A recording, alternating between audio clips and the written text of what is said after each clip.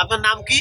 নাম তো লিখেই না, বলেন নামটা বলেন, মুখে বলেন। সাইফুল সাইফুল আপনি এখানে ঝিকরগাছা কি কাজে এসেছিলেন? জিগের কাছে আসে তাহলে আসছে তো গায়েব খোলা ঝিকরগাছা থানা ওটা। হ্যাঁ, ওখানে কি কাজে এসেছিলেন? বললাম জি বলেন। ওই তত্ত্ব দিতে আসে কাদের?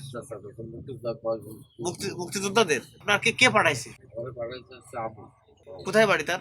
ওই যে ঢাকা মন্ত্রণালয় তা আপনার যদি পাঠাই থাকে, আপনি আমাদের উপজেলা নির্বাহী অফিসার আছেন, উপজেলা এখানে মুক্তিযোদ্ধা খবরটা। পাঠাইনি সিটি আমরা তো মেসেজ পাঠাই দিচ্ছি আচ্ছা, কার বাড়ি গেছিলেন আপনি? লুট করে পারে উনি কি মুক্তিযোদ্ধা? যে ওই বাড়ি কি করছেন ওনার বাড়ি? ও আমি বসিয়ে নিই হ্যাঁ, আমাদের গঙ্গা নদীর গলাটি দত্তপাড়া ওই দিকে চলে গেছে।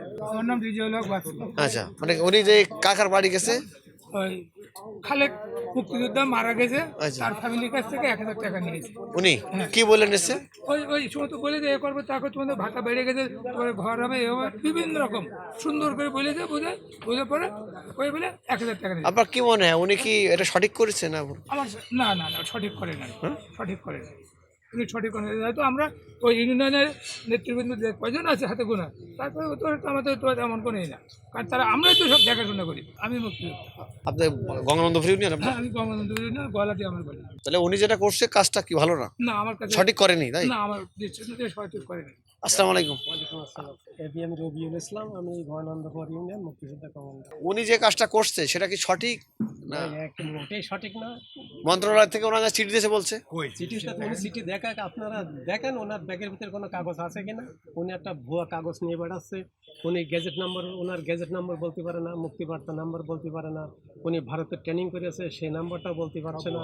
ইয়েনো ময়দার সামনে উনি নাম্বার বলেছে, কিন্তু সেগুলো আছে ভুল নাম্বার।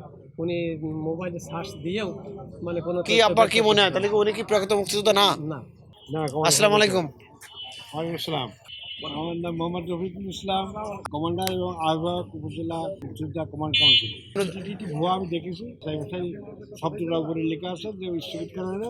ওই যাচাই বাছাই কিন্তু দেখাই লোকজন কাছে ফ্রড করে বেড়াচ্ছে যে তোমার যাচাই বাছাইতে এটাই বাদ যাবে, কি এই যে যোগ হবে, তোমাদের ভাতা বাড়বে, কি ঘর বাড়ি করে হবে, এই জন্যে এখন থেকে লিস্ট হচ্ছে সরকার, সব কিছু ভুয়া। উনি স্বীকার করেছেন যে আমি মন্ত্রণালয়ের কারণে পুনরুদ্ধার এটি করেছি, নামটা বলেননি উনি।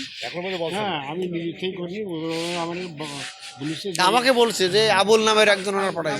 যাই হোক, যে ওই ফ্রড মানে ফ্রড গ্যাং যারে বলে, ওনার দিয়ে উনি একটা বৃদ্ধ মানুষ, ওনার দিয়ে এই কাজগুলো করাইছে। আর সবচেয়ে যদি উনি যদি মুক্তিযোদ্ধা হয়েও থাকে তাহলে ওনার পানিশমেন্ট আরও বেশি হওয়া উচিত, যে উনি একটা মুক্তিযোদ্ধা হয়ে আরেকটা মুক্তিযোদ্ধার কাছে ফ্রডগিরি করতেছে, সে অন্য জায়গায় গেল। আদতে উনি আমি যশোর সদরে কথা বলেছি, ওনারা বলছে এরকম কেউ নেই, ওটা কমপ্লিট ফ্রড লোক, আপনারা ওদের থানায় হ্যান্ডওভার করে দেন। হাতে নিয়ে আমরা আইনের কাছে তারা শপথ করে দিয়েছি।